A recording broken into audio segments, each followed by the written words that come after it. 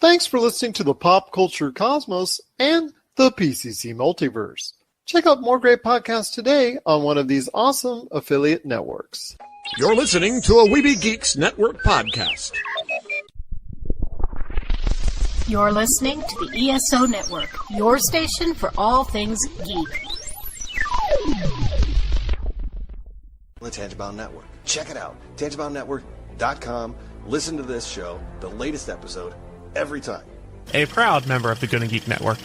The opinions expressed are those of each individual. Check out all the other geeky podcasts over at GonnaGeekNetwork.com and get ready, because geekiness begins in 3, 2, 1.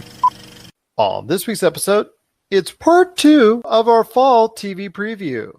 What the future looks like for DC without Henry Cavill in it, and will the Predator overcome controversy to be victorious at the box office? All this and more as we reach our next stop, the PCC Multiverse. Don't be alarmed. The quasi-shimmering light before you is a trans-dimensional gateway to other worlds, other voices, other thoughts, and other realities. Up feels like down, and down feels like the number 7 on a Wednesday morning. Don't worry. That quivering, blood-boiling sensation under your eyebrows is all a part of the charm. Welcome to the PCC Multiverse. And we're back with another episode of the PCC Multiverse. This is Gerald Glassford from Pop Culture Cosmos and Game Source. We truly appreciate you listening to each and every one of our great programs. But it wouldn't be a PCC Multiverse without my good friend. He is the man, the myth, the legend behind Humanica Media.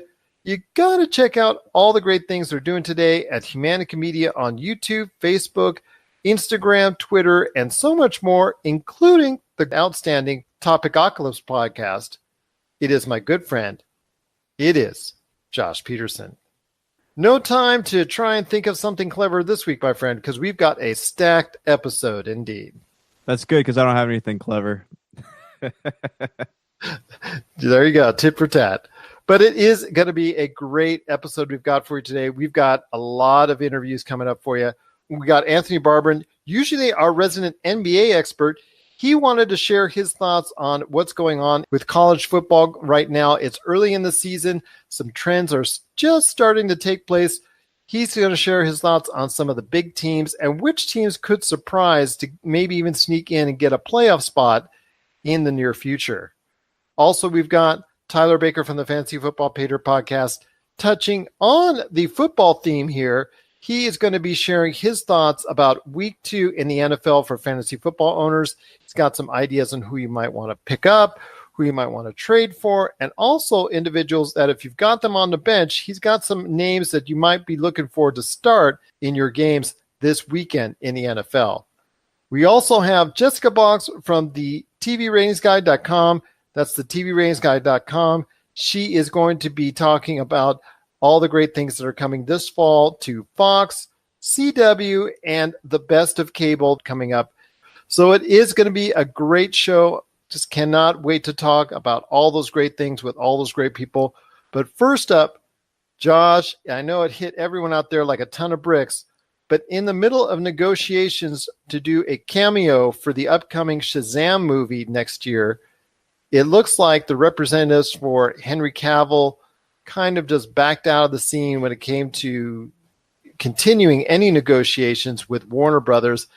And either they're on a full hiatus between Henry Cavill continuing with the Superman character, or from the kind of cryptic, kind of confusing, kind of almost weird and just really vague messages that are out there, it might even seem like Henry Cavill, from both what Warner Brothers and Henry Cavill himself are saying, that he could be out of the picture when it comes to the future for Superman. So I want to hear your thoughts, my friend.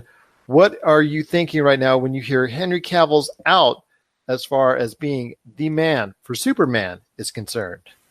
I don't like it, man. I have a lot of mixed emotions about this. One being... And he says that with a Superman shirt on, I will let you know.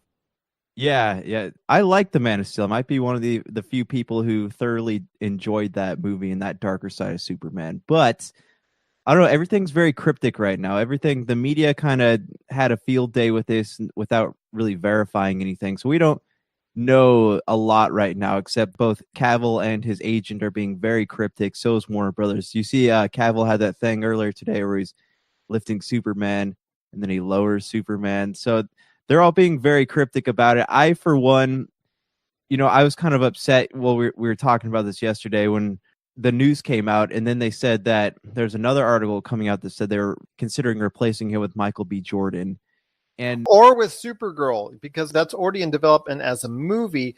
We obviously know the TV show's out there already, but they were also considering putting Supergirl in the place if they decide to continue with the Justice League. Right. And, I know this gets beaten to death a lot, but, I'm all for diversity in comic books and comic book movies and stuff, but this is almost so blatant that it felt like this was a move for money, because that's what people want right now. They want female superheroes. They want diverse superheroes.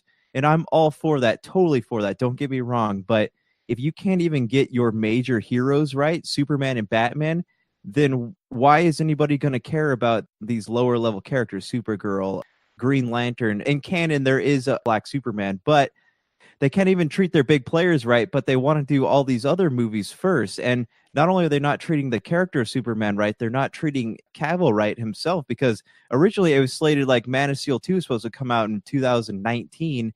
They kept getting put on the back burner. Then, Batman was supposed to come out. That kept getting put on the back burner and again. And then we ended up with talk about a Batgirl movie, talk about a Supergirl movie. And then this, it's not right. They're not treating him right as an actor. They need to get their priorities straight, get their big five players right, and then work on the smaller movies. That's what Marvel did right, and that's what DC needs to do. But right now, at this point, news of Michael B. Jordan, the Supergirl, stuff like that, they're just kind of beating the social trend to death instead of focusing on actually building their franchise and then focusing on the more social and diverse aspects of the universe. I think you hit it right on the head that they're not focusing on the core team first and then branching it out from there. They're just all over the place because they've talked about not only one, but two Joker movies, one being a prequel. Then you've also talked about Gotham City Sirens and possibly a Cyborg, Flashpoint. They've talked about a number of other movies instead of just focusing on the ones that they need to get started. At least Aquaman, that is actually going to go ahead and be still going on when it comes to December is concerned. But we don't even know Jason Momoa's future after this. You've got Wonder Woman 1984. That is coming up next year. Shazam, that's also something that's already taken place, and there's already trailers out, and that's something that's going to be out there. But after that, it seems very vague with what is and what will not be coming out to theaters when it comes to Warner Brothers and DC. Shazam, in a way, is actually what caused a little bit of this controversy. Was they were actually negotiating whatever over money or whatever that they were negotiating over when it comes to a cameo in the Shazam movie, which seems kind of ridiculous that cameo in the Shazam movie has caused all this ill will, all this controversy, and really just caused this outpouring of anger and angst amongst social media and fans out there that actually were standing behind Henry Cavill as Superman, even though by track record, it's really not proven to be the greatest thing going on for the DC franchise. Right. And again, it's that disrespect of the character. A lot of people have come to kind of, I guess, love Cavill's Superman over the course of the DC universe. And we started to see a more lighter side of him in Justice League, but they need to develop his character. He's kind of been stuck at this level. He's been beaten to death between, Zack Snyder, Joss Whedon, the Warner executives. They need to develop the character into what he needs to be, and then have him do the cameos, and then have him appear all over the universe. The Warner Brothers is really, they don't know what they're doing. They're all over the place. And, like I said before, they're not developing their core characters very well. Wonder Woman, okay, but, we'll see how Aquaman does. But again, like the whole thing with Flashpoint and Batman and Cyborg, I heard that Ray Fisher's leaving too. So it's clear they don't know what they're doing. And it shows that they don't really care about this franchise beyond the point of it making money. They don't care about story. They just want to sell action figures and t-shirts and stuff. And that's what's going to always make them stay behind Marvel, and also make these movies not do as well as they can do because it's all marketing and it's not, again, with Supergirl and the Michael B. Jordan as Superman, it's all marketing schemes. They don't care much for the story or the depth of the characters. And what's funny is that even though it has underperformed as far as a whole in the past 3 outings, including, well, actually 4 if you include Suicide Squad as well. When you talk about Suicide Squad, you talk about Justice League, you talk about Man of Steel, and you talk also as well about Batman versus Superman, you're still talking about 4 movies combined that have garnered over $2 billion at the box office, and all 4 of them, in one way or another, have been disappointments. And that's not even including the hit Wonder Woman, which only garnered a little bit more at $750 million worldwide. So, and even though the Wonder Woman movie has hit, and obviously it's going to get a sequel, and everything's fine with that part of the DC universe, everything else that has problems has so much more potential. If it's written well and has a decent narrative, you're talking about films that could have easily go, if they had sequels to it, that could easily go well over $1 billion, because if they're really not well thought of and they're garnering 500, 600, 700 million, my goodness, if they are well thought of, $1 billion to $1.5 billion right there, easy. Yeah, they could. They have the potential to make money out of this, but again, it's not all about the marketing. It's more about people want a good story. That's what draws me into the comic books, is the fact that the characters have depth and layers to them. And in here, you just get fight scenes, you get grunting. You don't really get what makes the comic book so great. And I don't think Warner Brothers gets it. I don't think they understand what draws people into these characters beyond the dollar signs they're seeing. Well, I'll leave you with this, my friend. If you were Warner Brothers, should you do what you can to try and retain his services? And if it looks like there's too much damage there, then who would you go after as an alternate for Henry Cavill as his replacement in the Superman franchise? So I would definitely try to salvage the relationship with Cavill, because people like continuity and people like people that they recognize. And that's not just in movies, but that's in public too. You go to like anything that has like some kind of community group, you're automatically going to be going to somebody you know, right? So it's the same thing with movies. I think the psychology is all there. They need to keep Cavill in the role, give him the attention he deserves, let him do his thing in a movie that will actually show how good he is as an actor and how good the character is. But if he did leave, I would want Armie Hammer to play Superman. He's got the look, Wow, that was something out of left field, because he certainly doesn't have the box office performance. Let's not talk a Lone Ranger there. But, that is something that's out of left field. But yes, he does have the look out of it. I would probably say, for me, I'd probably say Scott Eastwood, because he does have that similar like look. Yeah, he does look like Nathan Drake right behind me, but I think he could still also pull off that Superman look as well. But then again, could it go back to Henry Cavill being Superman or somebody else? There's a lot of speculation going on. And at this point in time, it just continues this narrative that has been going on for years now that a lot of people are very unhappy about.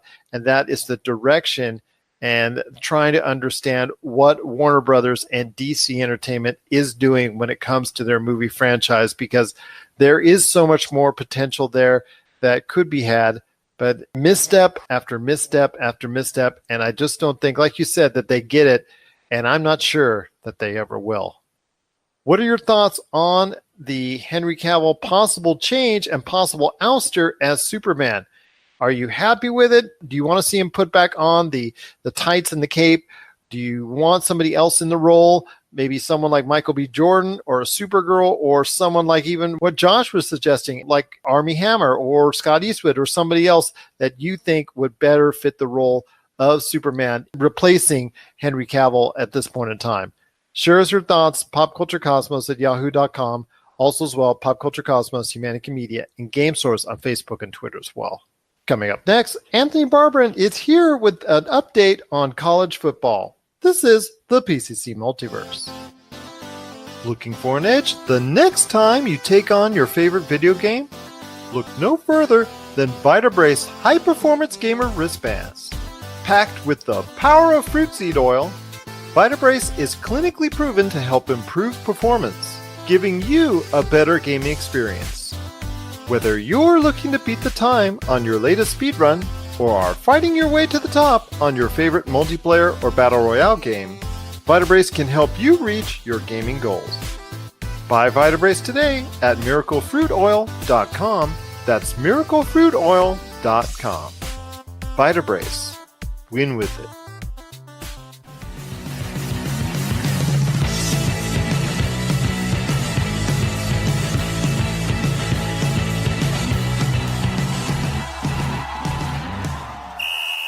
And we're back with the program. This is Gerald once again coming right back at you here. We're right in the middle of it when it comes to the college football season, something I've always wanted to approach right here at the Pop Culture Cosmos. Just a little bit of updates here and there on the college football scene. And who better to talk college football? Not only is he our NBA man in the know, he and I both, I can tell you right now, are waiting anxiously for training camp here coming up. But he's also our man in the know when it comes to NCAA football. It is my good friend, Mr. Anthony Barbarin. What's up, man? How you doing? I'm doing well. Ready to talk some college football? Because I know it's something both you and I also have an affinity for. A lot of great teams that are out there right now. It all starts with Alabama. You see what they're doing, especially on the defensive side of the ball. They've got that quarterback controversy, which everybody looks at as far as which quarterback should start. But when it comes to Alabama, is it right now looking like at this point in time, early in the season, Alabama and everyone else? Yeah, I think Alabama is pretty much a lock to make the playoff unless they have a monumental collapse. They're very smart about the things that they do and the way they set up their schedule. They don't have even close to a competitive, what you would call a competitive game until they play LSU. Right now, they can go off their reputation of being Alabama without have to schedule too many real monstrous opponents and still make it into the playoff. Right now, the top 8 is pretty much set in stone right now, according to the polls. Both polls that are out, major polls anyways, have Alabama at number 1, Clemson, which just squeaked by Texas A&M at number 2. You've got Georgia at 3, Ohio State. And, well, all I'll say is this. They really gave that Urban Meyer that slap on the wrist. Okay, well, it wasn't really much of a slap on the wrist. They've had 2 real easy games. Oklahoma, Wisconsin, Auburn, and Notre Dame. Your thoughts on any of those other 7 teams that I mentioned?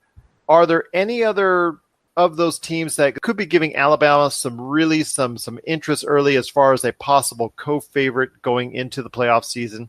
I would think it'd have to be Ohio State. I'm slapping my wrist now. I'm slapping my wrist.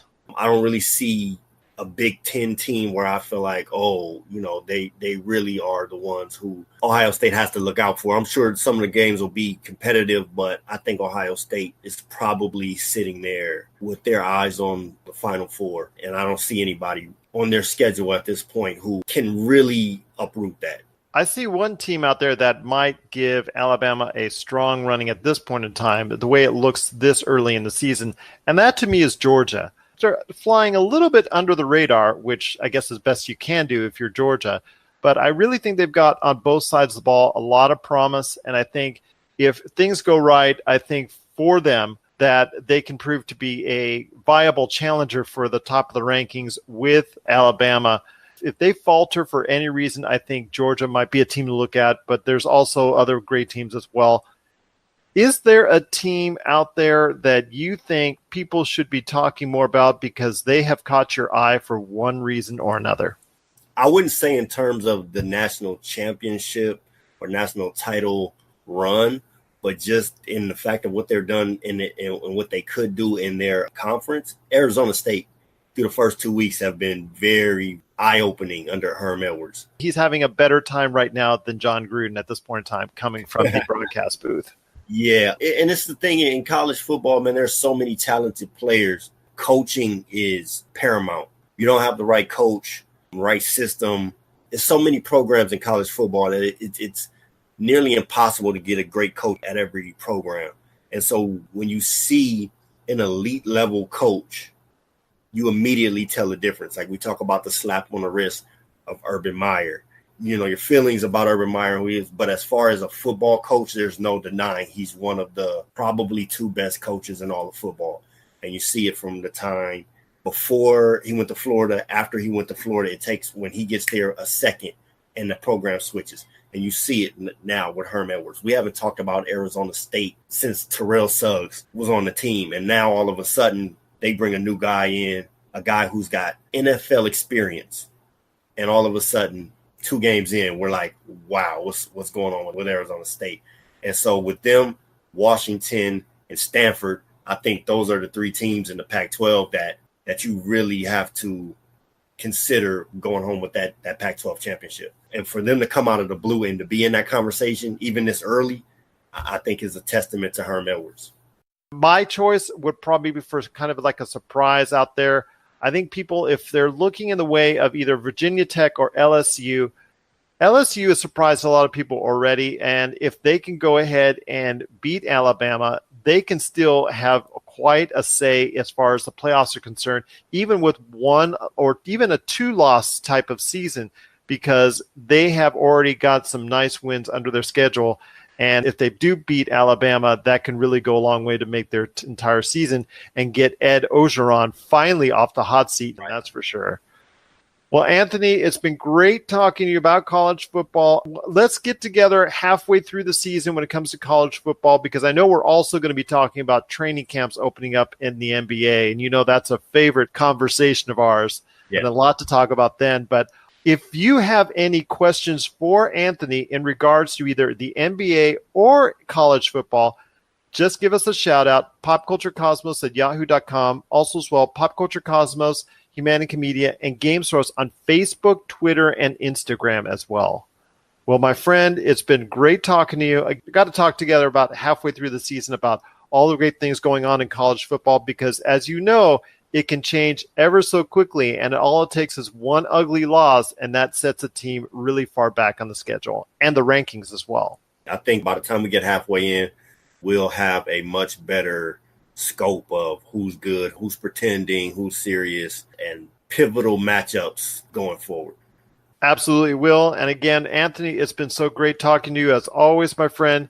Just great to talk to you and having you a part of the show, part of the program, and also part of the Pop Culture Cosmos. Coming up right after the break, it's Jessica Boggs from the TVRatingsGuide.com. She's going to share her thoughts on the fall season for Fox, CW, and the best of cable. This is the PCC Multiverse. Rob McCallum Films is back with a vengeance. Power of Grayskull, the definitive history of He-Man and the Masters of the Universe, which chronicles the ultimate 80s billion-dollar franchise, Masters of the Universe. See exclusive interviews and hear untold stories from the people responsible for creating the world of Eternia, a place full of magic and science, and learn about the craft of creating action figures and animation. Power of Grayskull is just one of our many projects at Rob McCallum Films. Once again, I have Jessica Boggs here from the TVRatingsGuide.com. You got to check out everything going on today in the TV ratings scene at TVRatingsGuide.com. They have reviews, updated news, information, renew cancel index on what shows are in the hot seat, what shows are doing good, and what shows they're already out the door. Once again, it is TVRatingsGuide.com.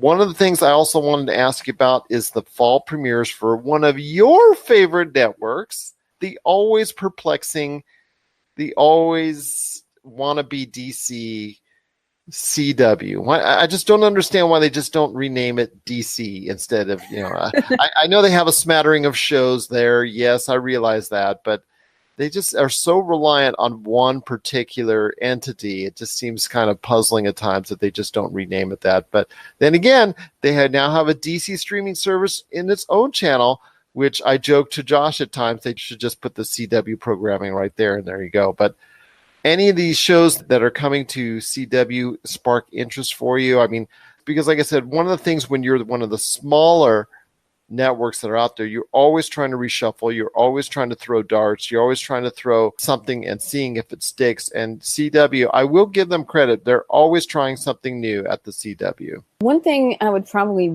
watch for with the new Sunday block as they move Supergirl there at the 8 o'clock hour, the 2 new shows I'm watching, the new reboot of Charmed and All American.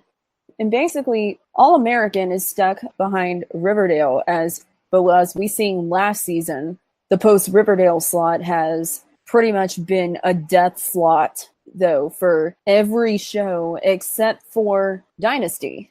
And Dynasty wasn't setting the world on fire either as far as ratings go. And it's stuck on Friday nights. In Charm, basically, it has a deal with Netflix. So I'm basically waiting to see if the ratings will set the world on fire on the new Sunday nights. I mean, if it doesn't work, they can always put Supernatural there, as Supernatural is a reliable player either night, except for Monday. They haven't tried it on Monday yet. They tried it on Fridays. They tried it on every night except the 2 nights. Give them time. I'm sure Monday will come up on their schedule. Eventually. But you see the return of Black Lightning and coming up after The Flash. And it was one of the second highest rated shows behind The Flash after DC's Legends of Tomorrow, which they moved it to Mondays, paired with Arrow, and probably can see one more season onto that, as this is the season where contracts are up. Well, I'll tell you what, it's also the fact that they have all this programming that is DC related.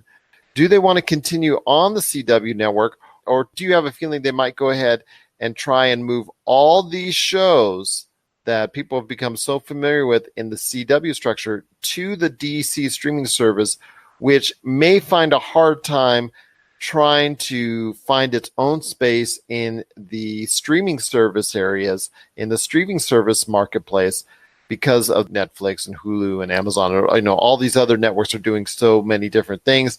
Do you see or get any idea that DC might move all of its shows into that structure and away from the CW structure at some point in time? Or do you see maybe 1 or 2 of those shows just going over there? I don't see either show going at this point in time, as the CW is super reliant on them, and they're not to that point where there has been a regime change and there's been a soap bubble, per se, with the teen dramas before that. And they were in a worse rating situation historically with the end of 90210 than they are now, sans a couple shows, as the ratings overall on every network, including cable, have gone down the last 5 years. So a 0.2 doesn't sound too bad at this point in time. Neither is a 0.3, whereas 5 years ago it was pretty bad, especially in Beauty and the Beast time. But there's also like a huge split between CBS and WB. Is usually the lower rated CBS shows usually get saved rather than the lower rated WB ones. And so that's going to continue for the next few seasons. Moving on to Fox, which is, depending on, it seems like it's touch and go whether or not it's doing really well or it's seeing some hard times, but it's got some established favorites out there, obviously, when it comes to The Simpsons and that whole animated lineup that they do have out there. What are some of the things you see interesting, especially when it comes to the fact that Last Man Standing, which got the axe a couple of years ago, now is returning? Could there be a lot of good buzz in regards to that show, seeing some favor now that's going to be a Friday staple on Fox coming right up at 8 p.m.? Also, what are some of the new shows that you feel are going to be hitting on Fox at all cylinders, or maybe some shows that you think that are going to be something that people need to keep an eye on when it comes to Fox?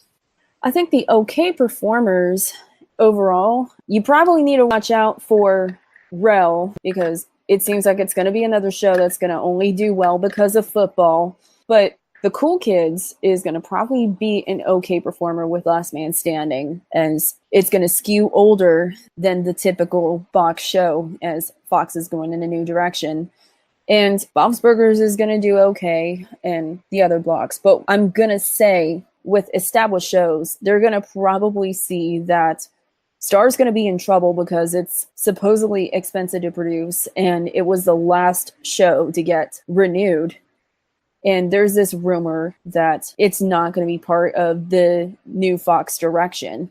And then also the Orville will not be debuting until the end of this year, I believe late December, if I'm not mistaken. So that show, even though it was a pretty good ratings earner for Fox, I believe obviously to maybe production, CG, special effects, what have you, are always going to make that a little bit longer to produce. It is going to be coming out at a later point in time for followers of that show. But I know it's going to be coming out at a time where I think a lot of people will still be interested as far as that show is concerned. But yes, you've got a lot of shows there of interest. Lethal Weapon, with the change in cast, is that something that when you have those changes in with a lead as what happened in this case, do you still see a success for the show even with Sean William Scott taking over in one of the central roles? Actually, I do not, because Lethal Weapon's not eligible for syndication. And Lucifer did not get saved by Fox, but rather by Netflix. So I don't think the show's going to do well. I think that's going to be one of the shows to watch out for early on this season with the cast change. You can't pull this off. Well, the last thing I want to touch on when it comes to the fall TV premiere, it's been a great couple episodes I've been able to get a chance to talk to you on. But the cable outlets that are out there, what are some of the things that you're looking forward to when it comes to cable television, some of the premieres? Mayans MC has come out to some really big ratings. Let's start with that first. Do you think that show will hold its Sons of Anarchy type of following and fan base, or do you think that show might meet some diminishing returns down the road? Or like I said, do you think it will hold firm on its great start that it's had so far? It's going to probably drop in week 2, but I don't think it's going to head to really bad ratings return anytime soon. It's going to hold at American Horror Story levels rather than Sons of Anarchy. Fair enough, and that's returning for another season as well. Are there any other shows that you're targeting or that you're being made aware of within the guise of the TVRatingsGuide.com when it comes to shows that are coming to cable networks this year? You've seen several MTV shows return. Currently, you see Jersey Shore Family Vacation. It has returned to big numbers for MTV, but clearly the ratings are down from last season, but still the top-rated show basically on cable right now. And you see MTV of 2018 is doing a lot better than MTV of 2016, especially with their focus on new unscripted material. With Scream, that still does not have a premiere date on MTV. But what we do know is that will have 6 episodes aired on 3 nights. So that could probably be its only reboot season or the final season overall on MTV. Younger actually is moving to Paramount for the upcoming 6th season, which means no more scripted for TV Land. It doesn't fare well for teachers. I know they renewed Yellowstone for another season. Are there any other shows on the Paramount Network that you see on the horizon that could help that fledgling network? I think with Paramount Network this time, especially, you do have 2 of its hits with Bar Rescue and Yellowstone. This will probably mean it's going to be more of with like a general entertainment hub as far as that goes. And the last thing I want to talk to you about when it comes to cable television, obviously, it doesn't go unnoticed right here when it comes to the pop culture cosmos, and that is the continuing enigma when it comes to The Walking Dead. And when it comes to The Walking Dead, you got to talk about this season being the most tumultuous in the history of the series because you have not only 1 but 2 major stars vacating, including the man most associated with the TV series, Andrew Lincoln, and also Laurie Cohen are both departing. She's going mile 22 on us, I'll tell you. But your thoughts on The Walking Dead when it comes to their future, because after 6 or 7 episodes, there's going to be some big changes. Obviously, some new individuals are going to be coming to the forefront as more involved with the series, but do you think that's going to be enough to keep the series alive long term? Probably for the next 1 or 2 seasons, but right now we've seen diminishing returns on the show.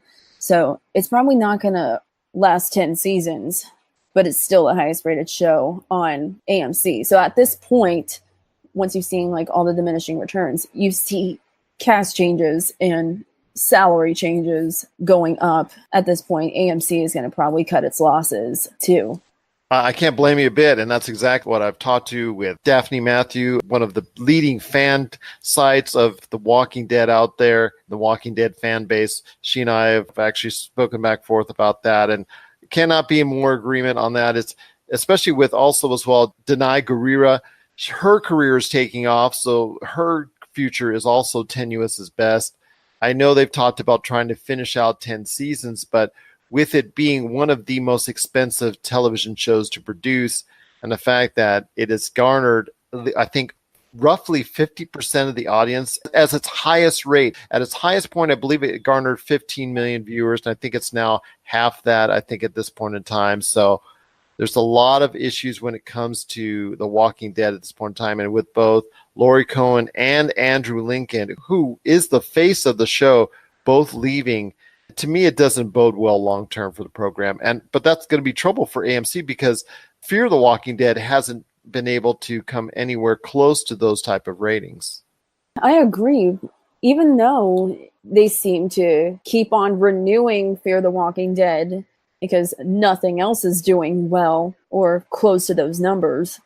That's right. Better Call Saul has not done anywhere near what Breaking Bad did, and Preacher and some of the other shows that they've had there, it just never been able to click with audiences like some of the other shows that they've had in the past with The Walking Dead in its heyday and Breaking Bad, like I said before. So any last thoughts on some shows that you think might be of interest to people out there on cable networks, USA, Sci-Fi, or any of the other million cable networks that are out there? Because they're still vying for some space. Myself, I'm going to throw one out there. It is the second season of Mr. Mercedes. It's taking a little bit different turn than what the book series have done. But if somebody wants to give that a chance, I highly recommend it. But if you can find it, it is on the Audience Network. And I know that's not on a lot of available outlets out there. But I believe if you have satellite, I think it's more accessible. But yeah, if you want to check it out, that's my opinion on the show that you might want to catch. The first season was pretty good. I think the second season hopefully is starting out like that. But even though it's taking a different turn from the Stephen King book series. Any shows that you see on the cable networks out there that might garner interest for people? I think, honestly, you see on Starz, you get the 4th season of Outlander coming in November. And Outlander, pretty good ratings for Starz, but not as high as Power. And it's one of only 2 hits on the network. Once again, it is Jessica Boggs from TVRatingsGuide.com. You got to check out all the great things that are going on in the TV ratings scene with news, updates, renew, cancel index, original articles, original features, and so much more. You got to check it out today. TVRatingsGuide.com. That is TVRatingsGuide.com. Jessica, it's always great to have you on the show. I tell you what, I just cannot wait to have you come back on the show and tell us more about what's going on in the TV ratings scene. And I appreciate so much you taking the time to preview the fall and winter for television coming out there to ABC, CBS, NBC, Fox, CW, and all the cable outlets out there, what to look out for. Just truly appreciate you taking the time to do so. And always great to have you on the show. Always great to have you be a part of what's going on right here at the Pop Culture Cosmos. Coming up right after the break, it's Tyler Baker from the Fantasy Football Paydirt podcast. He's going to preview week 2 in the NFL for fantasy football owners out there. This is the PCC Multiverse. Nothing's better when grilling your favorite meal than adding some delicious Wheelie Q rubs, seasonings, and gluten-free barbecue sauce. Made with the finest ingredients, Wheelie Q products pack a ton of flavor to your meals, whether it's ribs, chicken, steak, hamburgers, fries, or vegetables. To get your hands on some of these tasty Wheelie Q items, head on over to www.wheelieq.com, and a portion of all profits made will go into finding a cure for spinal muscular atrophy. PCC Multiverse listeners, act now and get 15% off your order today just by entering the promo code POD2. That's POD and the number 2 at checkout. For the tastiest food on the grill, nothing's better than Wheelie Q items today at wheelieq.com.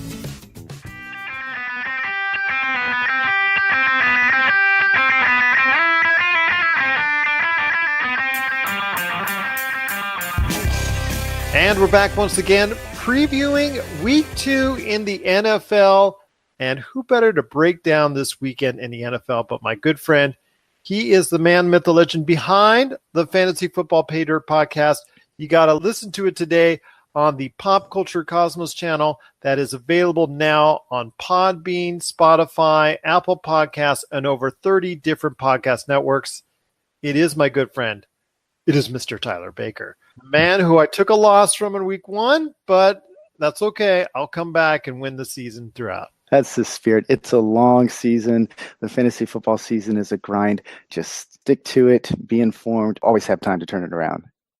That you do, and not hitting the panic button, I think, after week 1, I think is something that we really wanted to focus on.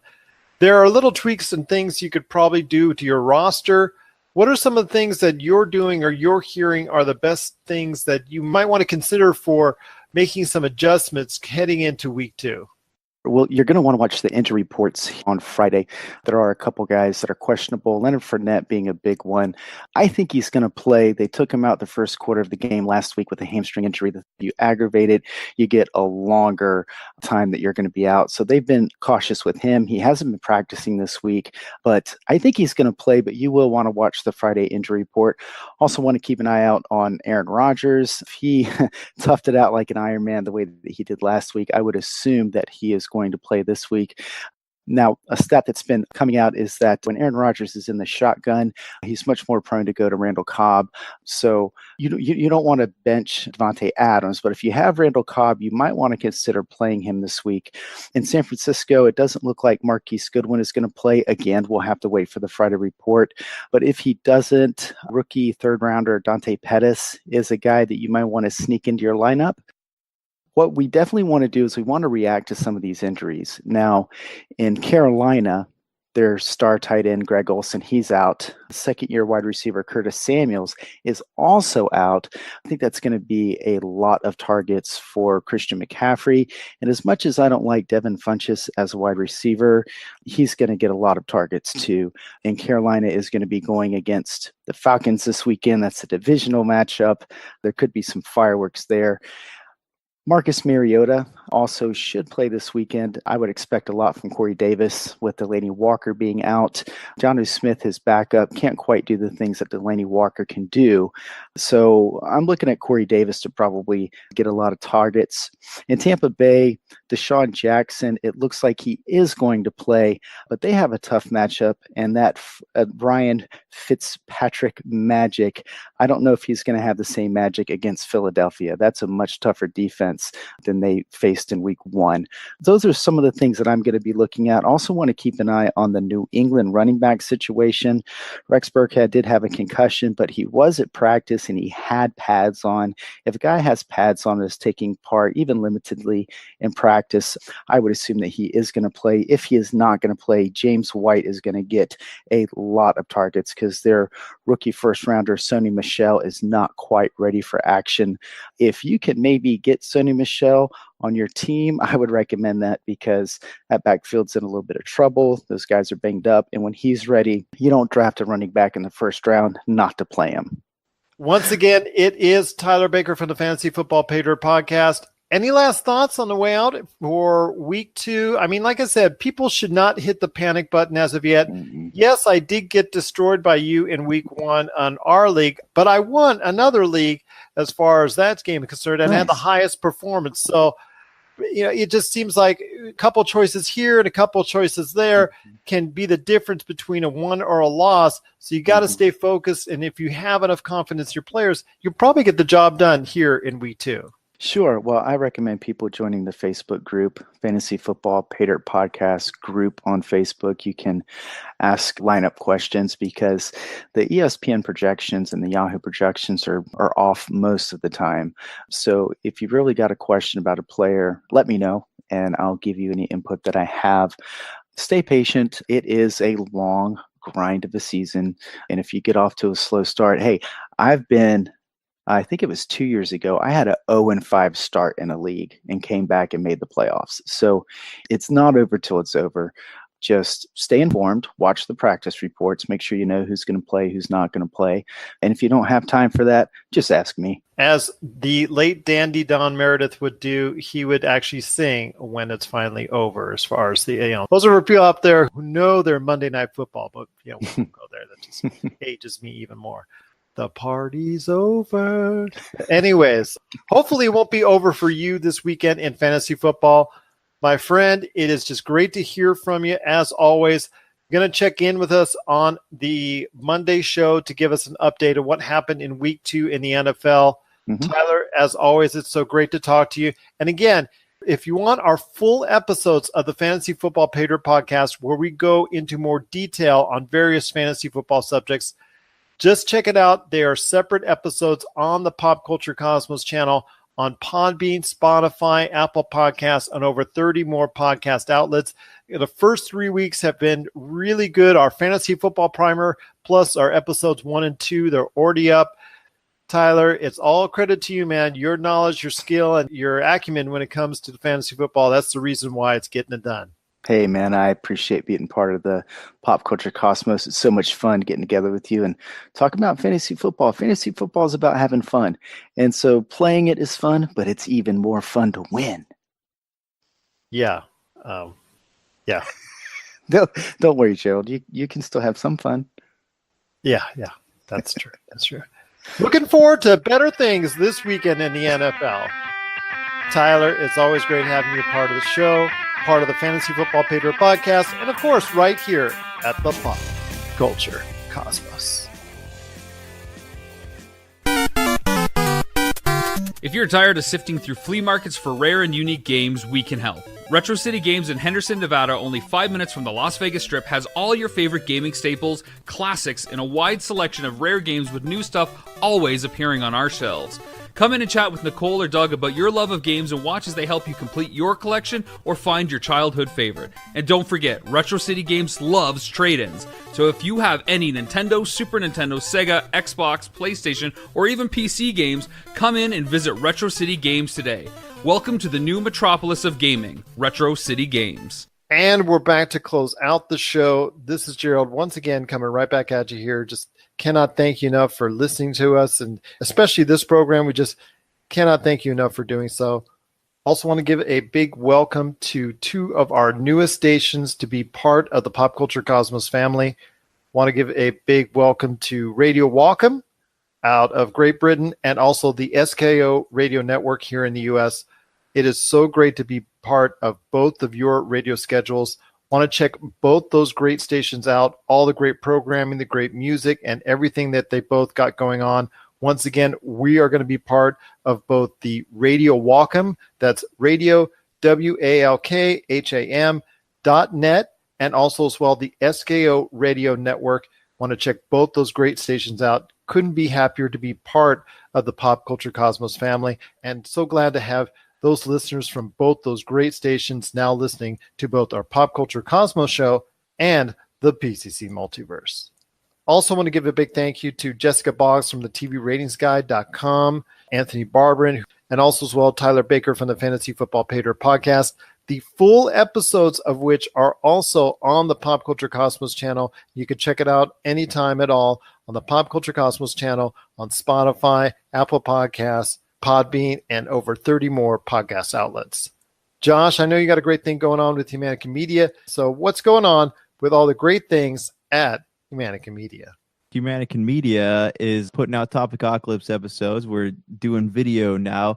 And also the PCC Gamescast, Gerald. How about that? You know, that's a big thing. New show on the Pop Culture Cosmos. It'll be premiering in podcast form next week, but for now you can check it out on YouTube at the Humanica Media channel, and tomorrow it'll be up on the Pop Culture Cosmos channel, so be sure to be looking out for that. We're talking about games and nostalgia and things we're looking forward to and worst rage quit moments. That's right. It is the PCC Gamescast that is going to be available soon in audio form on the Pop Culture Cosmos channel. And like you said, it is now available on YouTube at Humanica Media and Pop Culture Cosmos as well. So Josh, on our way out, wanted to check in with a couple things. First off, wanted to talk to you about the Nintendo Direct. One thing that I was really keying in on, and that one thing I know that you were keying in on that you wanted to talk about, neither of us, it wasn't Luigi Mansion 3. but there's a lot more that was announced today. Animal Crossing Switch is coming out in 2019. Settlers of Catan, Pandemic, and there's so many other digital board games that are also coming to the Nintendo Switch. Just got to go ahead and check out what Nintendo Switch is going to be offering soon from all those cool board games. For me, I think that the biggest news was something that I think almost makes me feel like justice has been served, because someone cursed me out the high of the Wii U. My thoughts on a Super Smash Brothers bundle with the Wii U. And I suggested that. I thought that would be something that would garner a lot more sales. I was cursed out, that thought I was just blatantly stupid. And well, lo and behold, and with the Nintendo Switch, they're coming out this holiday, starting November 2nd, with a Super Smash Brothers Ultimate console bundle. That's right. I will say this, that it is coming out November 2nd. It will not include initially, if you buy the Super Smash Brothers Ultimate Switch, which will actually have all the characters right there on each side of the Switch, as far as on the facing of it. But what it will have is a digital download, so when the game comes out, you're going to be able to download it to your Nintendo Switch. So in essence, it is a bundle. I'm thinking it's going to be something that's going to carry the system sales as far as forward and really win the holiday season for them. Your thoughts on a Super Smash Brothers Ultimate Switch bundle? For me, it's a long time coming. It now gets me really interested in the product, something that I thought they should have done on the Wii U. I'm just glad they're now doing it on the Switch. It makes sense. We've had this conversation. I'm not a huge Super Smash fan. I will play it, but it makes sense that there would be a bundle. It honestly, this is the game. A lot of people are stoked about this. A lot of people have fond memories about the game. It makes sense. And especially if you're going to have a bunch of new people jumping on the Switch this holiday season, it makes sense to have a Super Smash bundle, because that's what people are going to want to be playing, minus Pokemon or whatever. And who knows? They might even have a bundle for that when it comes out. That's true, that maybe a Let's Go Eevee, Let's Go Pikachu type deal. But I'll tell you what, I think it's something that's a long time in coming. I just think it was a smart move by Nintendo to be finally doing that and to have a bundle that people are going to be able to get right off the bat that will actually download the game on the 7th of December. They'll already have a month to utilize it, to have a lot of fun with it, to be playing other games on it. And obviously there's going to be a lot of sales on Nintendo products during the holiday seasons before then. So I think it's a win-win for all the gamers out there. And I definitely think it's a win-win for Nintendo. Now, I know there was some things that you want to talk about when it came to the Nintendo Direct. So shoot it at me, man. There was some Final Fantasy news that you need to bring everybody up to speed on when it comes to the Nintendo Direct. Oh, yeah. I am super stoked, man. Final Fantasy 7, Final Fantasy 9, Final Fantasy 10, Final Fantasy 10-2, Final Fantasy 12, the Zodiac Age, the Chocobo game, and Crystal Chronicles and World of Final Fantasy was the other one. All announced for Switch. Final Fantasy 15 Pocket Edition is also available today, but I was talking to someone about that, and they brought up a good point, saying it's $20 on the Switch for a Pocket version, where you can go and pay $20 or less for the full Xbox experience. So I personally don't know if that's worth it to me, but Final Fantasy 7, Final Fantasy 9, 10, 10-2, 12, that's exciting, because what this is, you're taking classic games and you're making it available to a newer generation of gamers. And that's what makes me so excited, because younger gamers get into Final Fantasy, who knows where the franchise could go. It needs all the attention it can get, which makes me wonder, do you think that they had some kind of exclusivity contract with Sony for these games and it ran up, and that's why we're now seeing them on platforms other than Sony? When it's announced in great detail like that, and there's several titles announced, I have a feeling that was the case. Yeah, everyone's wondering why 8 wasn't announced, but I guess there's a contract issue with one of the songs that was used in 8. That's why they never bothered remastering it up until now. Looks like that's the case. It's great news for Final Fantasy fans that these games are going to be hitting the Nintendo Switch. And like I said, for people who have not gotten into it yet, being able to play it on the go on the Switch is actually a very smart move. I also like the deal where there's a lot of classic board games and popular board games of the modern era. That, to me, I thought was a sneakily very good decision by the Nintendo Switch to go ahead and pick up those games, because they're not usually advertised when they're on other platforms, and having it advertised now with the success of board games and how well they're doing just makes it really just a very cunning move and just a little extra added nugget for those people that are interested in getting a Switch or who have one already, especially with the online that's coming out in a very short period of time. One last thing before we head on out, my friend, and that is the Predator. It's coming out this weekend. They are targeting right now between $25 million to $30 million, which is not a super duper opening for a medium level budgeted movie like that is. Your thoughts on the Predator going into the weekend? Is it something you're going to be excited for? I know we've talked about it before in the past, but with the added controversies of what Olivia Munn had to go through being shunned for a period of time by the rest of the cast because of her decision to go up to the execs of the movie company and get a scene cut because it involved a sex offender. That controversy didn't seem to go away for a little while. It actually came right before the movie, which is not always the best time for those things to happen. And the way the cast treated her initially, all she was trying to do was trying to make things right and trying to go ahead and say, hey, I didn't feel comfortable with the scene staying in the picture. And I'm actually glad that she got the chance to speak out and got things done. And hopefully at this point in time that the cast has finally got together and be able to and go forward. But it looks like overall it might have hurt the movie as far as the controversy concerned. But even that, in the middle of September, this type of movie may not play well to a large audience. You know, I have some thoughts on that controversy thing too. I'm glad it all worked out and all that. But yeah, I'm glad they got that all squared away. But it makes me sad to think that you have people who can't get along on the cast of a movie, especially. But I think right now is actually a good time for the movie to come out because people are going to be looking for things to go see. But it's going to be like Halloween, though. Like that was cool to older people back when the movie was fresh. And same thing with the Predator franchise.